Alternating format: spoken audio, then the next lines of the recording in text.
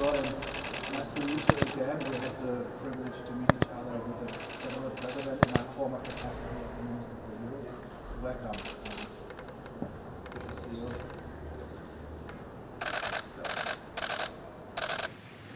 So I'm my colleague from the SPD. Hi, I'm Joseph TV. Okay, please take your seat.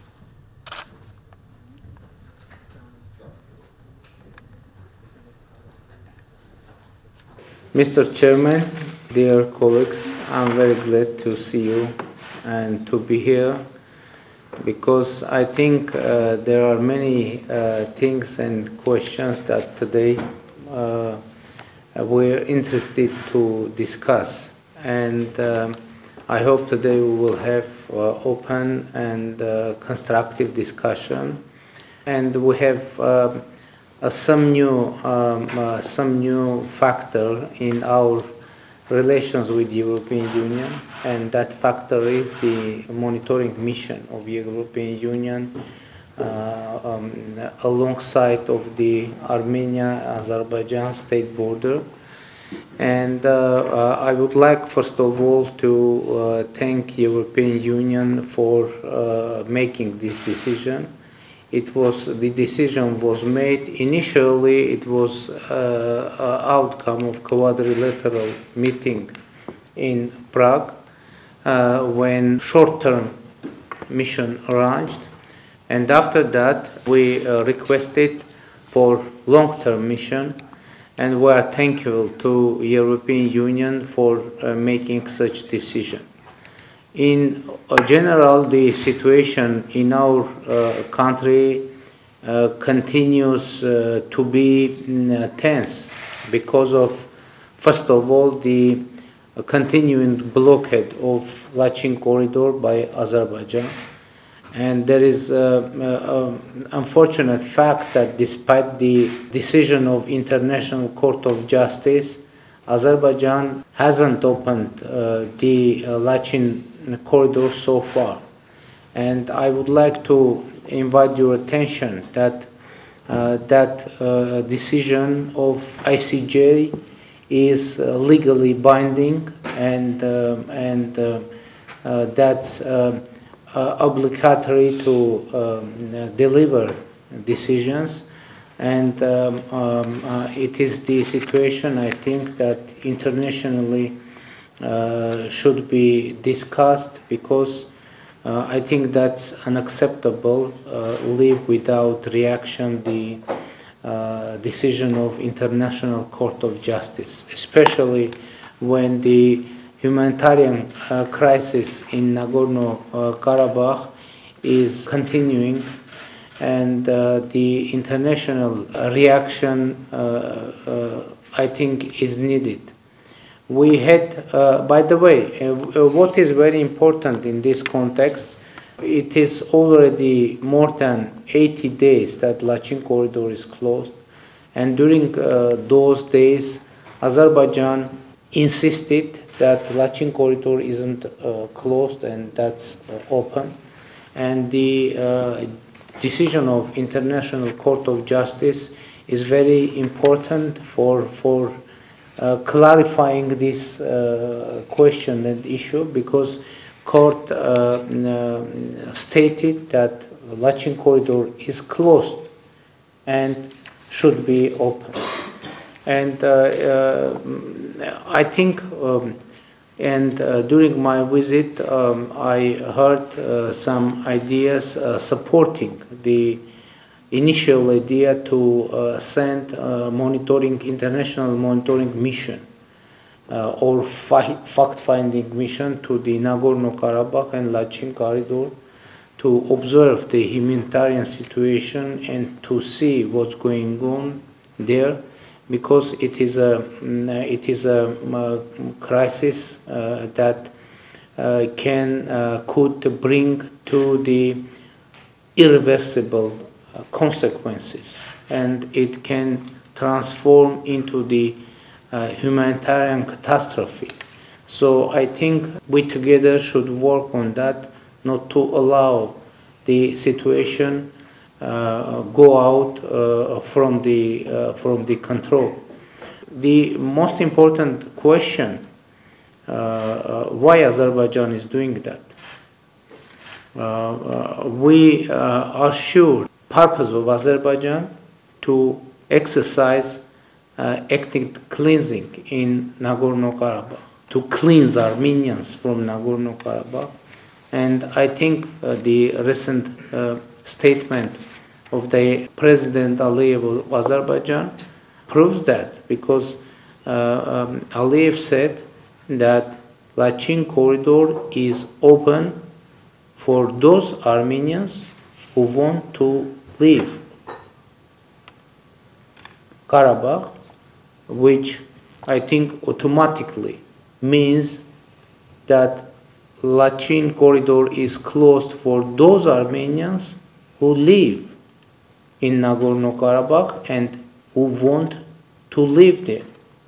So that is the core essence of the activities of Azerbaijan, and there are concerns that it is just beginning of the further escalation of situation in Nagorno-Karabakh, and maybe alongside of the Armenian-Azerbaijani border, because Azerbaijan is continuing to express aggressive ideas, aggressive rhetorics.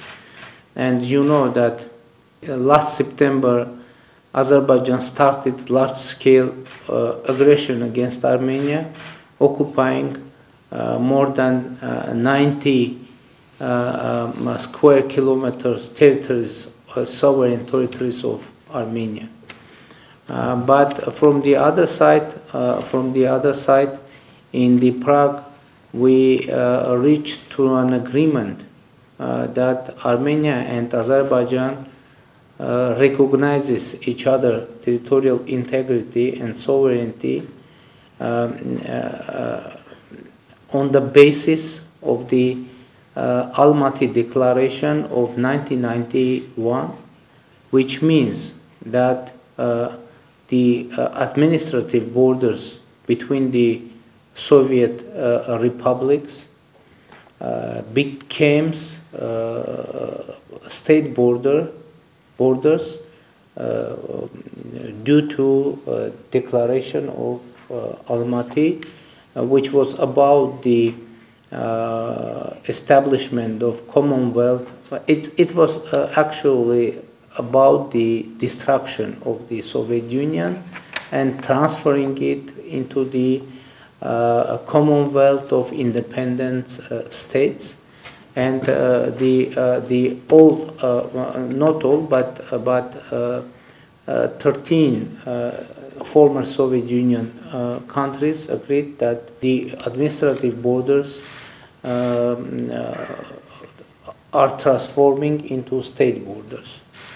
But despite that, and by the way, we agreed in Prague as well that our delimitation process of the border between Armenia and Azerbaijan will be based on the Almaty, the same agreement. And the surprise was that after that, President of Azerbaijan declared that the demarcation should based on the historic maps.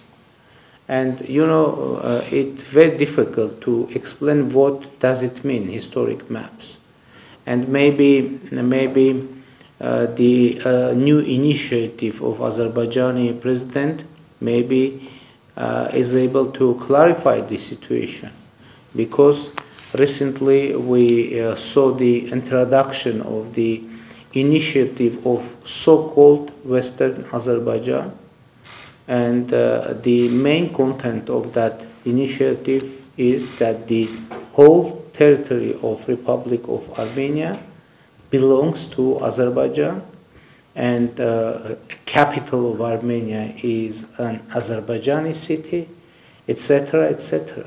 So our assessment is that all those things, the blockade of Lachin corridor, the initiative of so-called Western Azerbaijan are preparations for large-scale aggression against Armenia.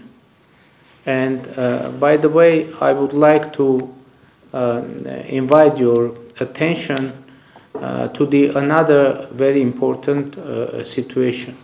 Yesterday we had a discussion in the German Council of Foreign Relations, and there some of our colleagues there were using the word of so-called Zangezur corridor, and I asked our colleagues to be careful, because sometimes the same word can have different meaning in different regions, in different political and geopolitical circumstances. Usually in Europe, saying corridor, people understand the roads that are operating more quickly, providing transport services with the better quality, etc., etc. But our situation is that we have legally agreed provision on corridor in our trilateral statement from 9 November of 2020. It's trilateral, Azerbaijan, Russia, Armenia, and it ended the war in Nagorno-Karabakh. So we have there only one provision on corridor, and that is Lachin corridor, which is now blocked. And Lachin corridor established for providing connectivity between Nagorno-Karabakh and Armenia. And the Lachin corridor isn't just a road. It is a security zone with the width of the 5 kilometer, and the provision is that Lachin corridor should be out of control of Azerbaijan and should be under control of Russian peacekeepers. So from the other side, or in the same statement, we have point 9. It's about the opening of all transport and economic communications of our region. And yes, we have their provision that Armenia should provide connectivity between Azerbaijan, eastern part Azerbaijan, and Nakhchivani Autonomous Republic, but there is no provision that those roads should be out of control of Republic of Armenia. And this road should be operated in the context of the connectivity, opening the roads, railways of our region. And I should say that Armenia is ready, even today, even tomorrow morning, open all communications. But Azerbaijan, every time when we are trying to do that, Azerbaijan says that those roads shouldn't be under control and under legislation of Armenia, which is totally unacceptable for us. And recently, Azerbaijani president publicly accepted that there is no any provision on so-called Zangezur corridor in trilateral statement, and it was he that incorporated such term into the narrative of regional connectivity. The problem is how that is possible to incorporate something into trilateral statement unilaterally. That's total absurd. So I would like not to use that expression, because that would mean the support of the Azerbaijani territorial claims against Armenia. But from the other side, one more time, I confirm that we are ready to open, and moreover, we, I think, more than six months, we have draft of government decision on opening checkpoints, 3 checkpoints on the Armenia-Azerbaijani border for communication. But every time when we are trying to adopt that decision, Azerbaijani side raising a huge noise connected with that, saying that why they are going to open checkpoints in near our border without checking or arranging that with us. That is the overall situation, but I think we should be concentrated on the peace agenda. As you know, our government has taken responsibility for the peace agenda, and personally me, I am devoted to peace agenda and democracy, because I believe that democracy and peace are supportive each other, and as democracy is strategy for us, we are interested in having peace for developing further democracy in our country, economy, and freedom.